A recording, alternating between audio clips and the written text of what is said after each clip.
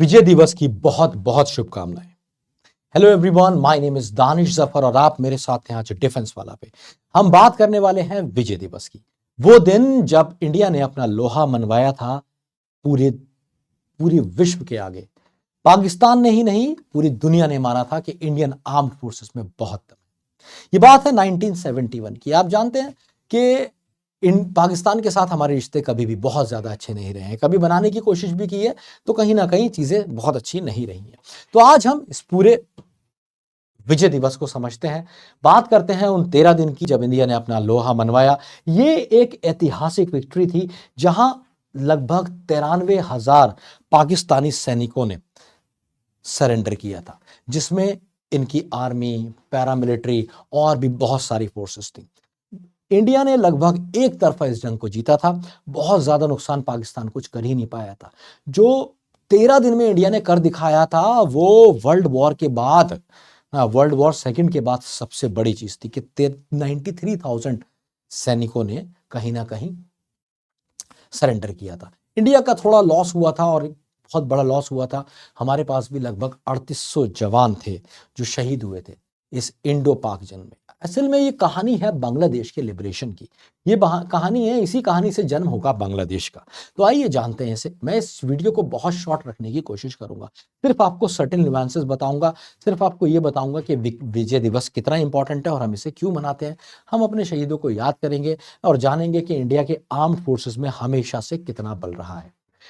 तो समझते हैं इसको। मैं वीडियो को शॉर्ट रखने की कोशिश करूंगा ज्यादा से ज्यादा 8 to 10 मिनट्स में या उससे भी कम में ये वीडियो खत्म हो जाए। तो बात तब की है जब इंडिया और पाकिस्तान का पार्टीशन हो चुका था। पाकिस्तान का पार्टीशन कुछ आप जानते हैं इसी तरीके से हुआ था कि यहां मिला था वेस्ट पाकिस्तान और यहां ईस्ट पाकिस्तान, बीच में ये इंडिया, और यहां से यहां तक की दूरी लगभग 1600 किलोमीटर, 1600 किलोमीटर। दोनों जगह में काफी फर्क था। यहां पे रहने वाले लोग बंगाली हुआ करते थे, उनकी भाषा थोड़ी डिफरेंट होती थी, साथ ही साथ उनका कल्चर अलग था, ट्रेडिशन अलग था, उनका स्किन कॉम्प्लेक्शन, बहुत सारी चीजें अलग थी। यहां पे रहने वाले लोग उर्दू भाषा को ऑफिशियल लैंग्वेज अपनी मानते थे और वो कहीं ना कहीं इन्हीं चीजों को ईस्ट पाकिस्तान पे भी इंपोज करना चाहते थे। ये एक क्लैश ऑफ कल्चर भी था जो काफी टाइम से इनके बीच में चल रहा था। इस चीज की भनक कहीं ना कहीं उस जमाने की प्राइम मिनिस्टर इंदिरा गांधी को भी थी और इससे इंडिया का भी नुकसान हो रहा था। रेफ्यूजीज यहां पे काफी आ रहे। एक टाइम आता है कि इलेक्शंस होते हैं। मुजीबुर रहमान जो ईस्ट पाकिस्तान में पॉलिटिक्स देखते थे, सारी गद्दावर नेता थे उस जमाने के, वो पूर्ण बहुमत से एक तरफा जीतते हैं इलेक्शन और पूरा वेस्ट और ईस्ट पाकिस्तान में एक अप्रोर, एक हंगामा हो जाता है। एक बंदा जो यहां रहता है वो यहां तक कंट्रोल करेगा, सोचो, इतने छोटे से एरिया का इतना, जबकि पॉपुलेशन कहीं ना कहीं ईस्ट पाकिस्तान में ज्यादा थी। उसके बावजूद भी यहां यहां कंट्रोल करने के लिए मुजीबुर रहमान को वहां की जो ताकतें थी, सियासी ताकतें, वो नहीं चाहती थी कि किसी भी तरीके से पाकिस्तान को, ईस्ट पाकिस्तान कहीं ना कहीं कंट्रोल करे वेस्ट पाकिस्तान को। वहां की पॉलिटिकल पार्टीज, वहां के सारे लोग इसी तरीके से सोचते थे। अब एक दिन आता है जब मुजीबुर रहमान जीत जाते हैं पूर्ण बहुमत से। ये बात इन सबको हजम नहीं होती तो ये हमला कर देते हैं, कहीं ना कहीं अटैक कर देते हैं, इस चीज को डिनाई कर देते हैं। मुजीबुर रहमान को अरेस्ट कर लिया जाता है और लाखों लोगों को मारना शुरू कर दिया जाता है। उन लाखों लोगों को मारना शुरू कर दिया जाता है जो बेचारे ईस्ट पाकिस्तान के होते हैं, कहीं ना कहीं मुजीबुर रहमान के सपोर्टर होते हैं, ठीक है, और अवामी पार्टी को सपोर्ट कर रहे होते हैं। अवामी पार्टी अगेन जो मुजीबुर रहमान की पार्टी थी, जहां से वो प्राइम मिनिस्टर बन रहे थे ईस्ट पाकिस्तान के। उन लोगों को मारना शुरू कर दिया जाता है और बहुत सारे लोग, मिलियंस की तादाद में, यहां से इंडिया आने लगते हैं बॉर्डर क्रॉस करके अपनी जान बचाने के लिए। और इंडिया के सामने खड़ी हो जाती है एक ह्यूमैनिटेरियन क्राइसिस। जो लोग पिटे हुए हैं, मरे हुए हैं, जिनकी हालत बहुत खराब है, बहुत सारे उसमें से रेप्ड हैं, बहुत सारे जख्मी हैं, बहुत सारे बेघर हैं, गरीब हैं, उनका क्या करें। ह्यूमैनिटेरियन क्राइसिस यहां पे बढ़ जाता है। कहीं ना कहीं पाकिस्तान को भी लगता है कि इंडिया सपोर्ट कर रहा है ईस्ट पाकिस्तान को। साथ ही साथ क्या होता है, इस पाकिस्तान के साथ इस हमले में जो इन्होंने किया वेस्ट पाकिस्तान ने ईस्ट पाकिस्तान पे, इसमें और भी ताकतें शामिल थी। यूएस और चाइना हाथ मिलाए खड़े थे पाकिस्तान से। इंडिया भी अकेला नहीं था, इंडिया के साथ था सोवियत यूनियन, और सोवियत यूनियन की सपोर्ट आपको मैं आगे बताऊंगा कि क्या रहती है, ठीक है। तो ये बेसिकली क्राइसिस का मुद्दा था। क्राइसिस का, मुजीबुर रहमान का इलेक्शन जीत जाना, और उनको यहां की सियासी ताकतें एक्सेप्ट नहीं कर रही थी। इस वजह से ये सारा नरसंहार हुआ। क्या किया गया, ये तो लास्ट की पिक है, इसके बारे में हम बाद में बात करेंगे। सबसे सुंदर पिक है, इसमें सबसे पहले लगाइए। ईस्ट पाकिस्तान ने फेस किया एक ब्रूटल मिलिट्री क्रैकडाउन, है ना। इनके ऊपर अटैक हो गया, ईस्ट पाकिस्तान के ऊपर बुरी तरीके से मास किलिंग्स हुई, अरेस्ट हुआ, टिगर मास माइग्रेशन, बहुत सारे लोग अपना देश छोड़ के जाने लगे। मुजीबुर रहमान को भी अरेस्ट कर लिया गया और ले जाया गया west Pakistan. Billions of refugee जो थे वो इंडिया की तरफ भाग के आ गए, और इंडिया के पास थे एक ह्यूमैनिटेरियन क्राइसिस जो इससे पहले कभी नहीं थे। उस जमाने की प्राइम मिनिस्टर थी हमारी इंदिरा गांधी जी, और उस जमाने के जो हमारे आर्मी चीफ थे वो थे सैम मानेसर। तो सैम बहादुर को बुलाया गया और सैम मानेसर से पूछा गया, लिया गया, उनसे राय परामर्श किया गया कि आप बताइए कि हम क्या करें, पाकिस्तान से बदला लें या ना लें। तो सैम मानेसर ने कहा नहीं नहीं, अभी नहीं लेना है, हमें 4 महीने चाहिए ना, 4 महीने चाहिए, क्योंकि उस समय लगभग मई का महीना चल रहा था, बारिशें बहुत ज्यादा होती हैं वेस्ट बंगाल की साइड, और वहां पे जो इंडियन आर्मी थी कहीं ना कहीं प्रॉब्लम्स हो सकती थी उसे मार्च करने में, आगे बढ़ने में। इसके अलावा भी बहुत सारे रीजंस थे जिनसे उन्होंने प्राइम मिनिस्टर को कन्विंस किया कि ये रीजंस है, हम अभी अटैक नहीं करेंगे, वी नीड टाइम। 4 महीने का time prime minister Indira Gandhi को मिला और उन्होंने बढ़िया से तैयारी करी। सैम मानेसर लग गए अपनी आर्मी चीफ सैम मानेसर लग गए अपनी आर्मी को तैयार करने के लिए सब तरफ से, कि हम कैसे अटैक करेंगे, स्ट्रैटेजी बनाने के लिए, प्लान बनाने के लिए, ना। उस जमाने के चाणक्य थे हमारी इंडियन आर्मी के, और इन्हें पता था कि हमें कैसे अटैक करना है और कैसे अपने कम से कम सोल्जर्स को गवाते हुए पाकिस्तान पे विजय हासिल करनी। तो सैम मानेसर के बारे में तो हम कितना भी बोलें भाई, दिन खत्म हो जाएगा, रात खत्म हो जाएगी। He was an ultimate warrior and a great man and a great leader as well. तो इंदिरा गांधी ने 4 महीने बाद प्लान किया इस चीज को। इंदिरा गांधी ने डिसाइड किया कि 4 दिसंबर को हम कहीं ना कहीं अटैक करेंगे पाकिस्तान पे। लेकिन उससे पहले ही पाकिस्तान ने थोड़ा सा कमीनापन दिखाया और हमारे यहाँ इंडिया पे पठानकोट के अलावा अराउंड 13 जगह पे बॉम्बार्डिंग की, मिसाइल्स गिराए 13 लोकेशंस पे, जिसमें इंडिया का बहुत भारी नुकसान तो नहीं हुआ, थोड़ी हवाई पट्टी वगैरह हमारी डिस्टर्ब हो गई थी, टूट गई थी, खराब हो गई थी, जिसको बहुत जल्दी सही करवा लिया। लेकिन इस सबसे अब हमें मिल गया क्या, इंटरनेशनल सपोर्ट। पहले आपने हमला कर दिया, ये बात तय हो गई कि आप हमला कर रहे हैं। इसी बीच इंडिया ने एक सोवियत यूनियन के साथ भी ट्रीटी साइन की थी, जिसमें इंडिया पे हमला करने का मतलब था सोवियत यूनियन पे हमला करना। उस जमाने का रशिया सोवियत यूनियन कहलाता था, ठीक है। तो ये दो दोस्त, और इधर चाइना, पाकिस्तान और कहीं ना कहीं यूएसए। इंडिया ने फिर सोचा कि हम इसकी करेंगे जवाबी कार्रवाई, और जवाबी कार्रवाई में इंडिया ने कुछ छोड़ा नहीं, इंडिया ने अपना पूरा दम खम लगा दिया। सिर्फ 13 डेज के अंदर इंडिया ने सब तरफ से पाकिस्तान को घेर लिया। जितने आर्मी थे उनको समझ में आ गया था, आर्मी मैन को, कि हम कुछ नहीं कर सकते। जनरल नियाजी ने 93,000 सोल्जर्स के साथ 93,000, जी हाँ, ये वर्ल्ड वॉर सेकंड के बाद सबसे बड़ी फिगर है ऐसा होने की। 93,000 सोल्जर्स ने पाकिस्तान के सरेंडर किया इंडिया के आगे। और ये जो सरेंडर था, ये इनके आर्मी, एयरफोर्स और नेवी के साथ साथ पैरामिलिट्री के भी बहुत सारे लोग थे जिन्होंने सरेंडर किया पाकिस्तान की तरफ से। उसी की एक ये सुंदर पिक मैंने आपको दिखाई है, ठीक है, उसी की एक सुंदर पिक दिखाई है। अब इसमें बहुत सारे सटल न्यूएंसेस हुए। 3 दिसंबर को पाकिस्तान ने लॉन्च किया, जो मैंने आपको बताया था, एयर स्ट्राइक इंडिया पे, इंडिया के एयर बेसिस पे। पठानकोट के अलावा और लगभग 13 जगहों पे बॉम्बार्डिंग की गई, है ना, एयर स्ट्राइक किया गया, पर कहीं ना कहीं एयर स्ट्राइक किया गया। और इंडिया के पास अब मौका था, अब इंडिया इंटरनेशनली कह सकता था कि पहले हमला हमारे ऊपर हुआ है, this is a war that Pakistan has raised against India and we have to retort to it, हमें तो रिप्लाई करना होगा। तो India officially joins the war. अब एक थी मुक्ति बाहिनी, ये वो लोग थे जो कहीं ना कहीं बांग्लादेश में काफी टाइम से परेशान थे, और ये एक रिवॉल्यूशनरी ग्रुप था, एक ऐसा ग्रुप था जिसने इंडिया की मदद की।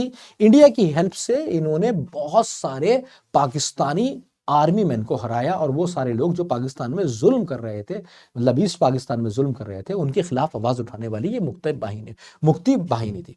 इन्होंने इंडियन आर्मी के साथ फाइट किया और कहीं ना कहीं बांग्लादेश को आजाद कराया ना, लिबरेशन कराई। तो ये मुक्ति बाहिनी के लोग हैं, ये नॉर्मल पीपल थे, बस हथियार उठाए थे, जैसे क्रांतिकारी होते हैं, तो ये क्रांतिकारी थे, इंडियन आर्मी के साथ जुड़ गए थे। अल्टीमेटली बाद में इंदिरा गांधी ने भी इनको बहुत सारे प्रिविलेजेस दे दिए थे, ठीक है। के बाद क्या होता है, ये वॉर चलती है, मैंने आपको बताया 13 days. Army advances rapidly through reverse and marshland. सोचो कितनी तेज, क्योंकि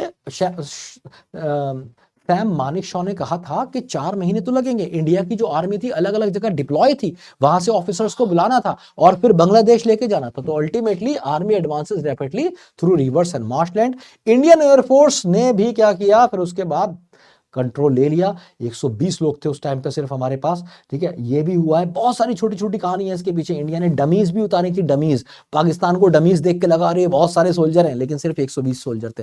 सुबह को एयर स्ट्राइक हुई सुबह, और 4 दिसंबर को हमारी एयरफोर्स ने फोड़ डाला पाकिस्तान के एयर बेसिस को, कराची पोर्ट को पूरा फोड़ डाला। और वहां पे जो उनके ऑयल का जो उनका जो जहां पे उन्होंने ऑयल अपना सेव कर रहा था, ऑयल रिजर्वॉयर था, वो भी उड़ा डाला। कई दिन तक कराची पोर्ट जलता रहा, ये कहा जाता है कई दिन तक। तो इंडियन एयरफोर्स ने जबरदस्त धमाके किए। नेवी ने डिस्ट्रॉय किया यहाँ पे कराची फ्यूल, सॉरी यहाँ पे थोड़ी मेरी गलती हो गई आपको फैक्ट बताने में, वो नेवी ने डिस्ट्रॉय किया था, मेरे मुंह से बार बार एयरफोर्स निकल रहा था, ठीक है। एयरफोर्स ने भी एयर स्ट्राइक किया था, लेकिन मेनली जो डिस्ट्रॉय किया था कराची पोर्ट, वो नेवी ने डिस्ट्रॉय किया था, है ना। ऑपरेशन ट्राइडेंट और पाइथन इसको कहा जाता है। और विद इन नो टाइम, ये बड़ी हैरानी की बात थी कि इतनी जल्दी कैसे इंडियन आर्मी ने किया था। उस समय न्यूज़पेपर से लेके हर कोई हैरान था कि 13 दिन में भारत ने पाकिस्तान के साथ जंग यूं खत्म, मार मूर के बराबर, समझ लो। Indian troop surrounded Dhaka in record time, बहुत ही कम दिन, सिर्फ 13 डेज में पाकिस्तान को घुटने पे ले आया था हिंदुस्तान।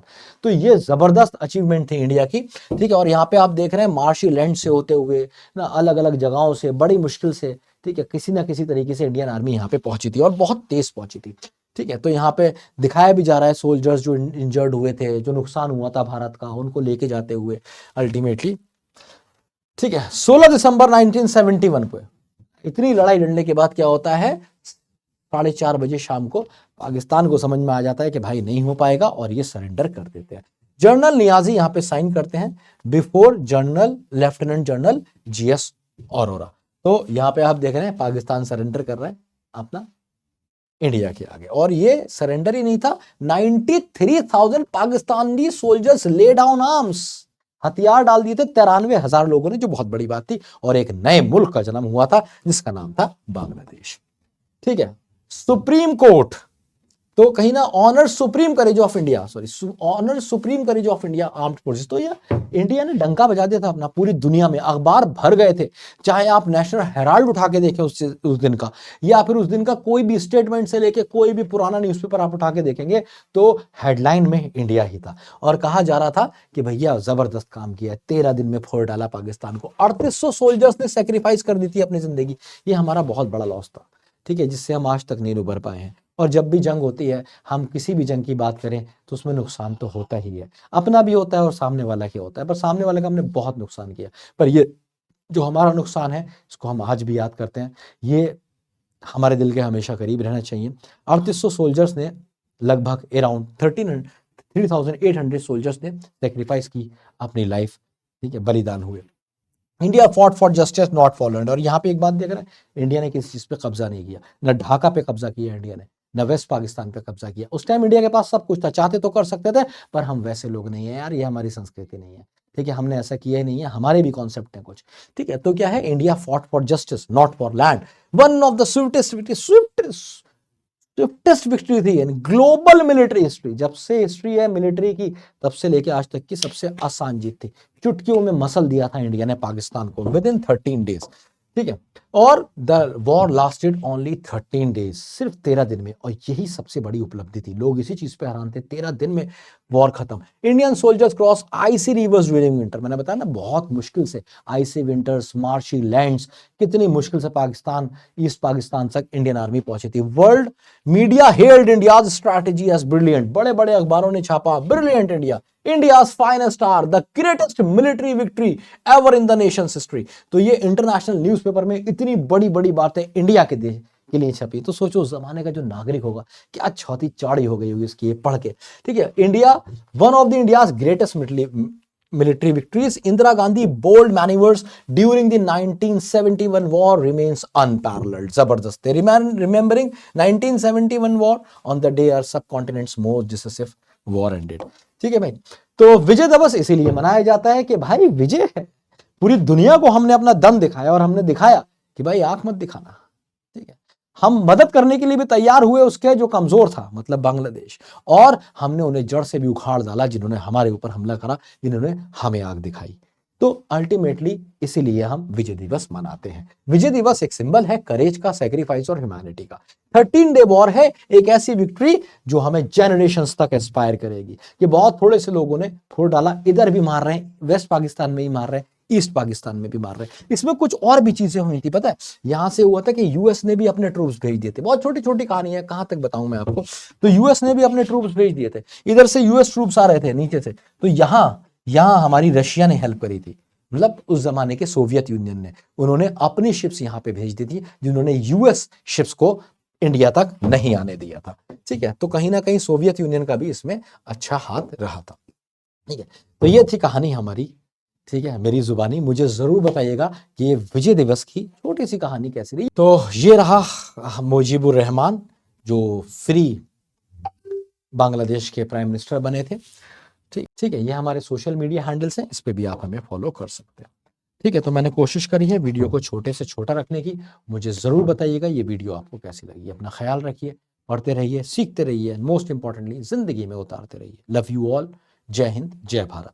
एक और इंतजा है आपसे कि अगर आप कुछ और फैक्ट यहाँ पे देना चाहते हैं, so you are most welcome. आप कमेंट बॉक्स में लिख सकते हैं। जय हिंद।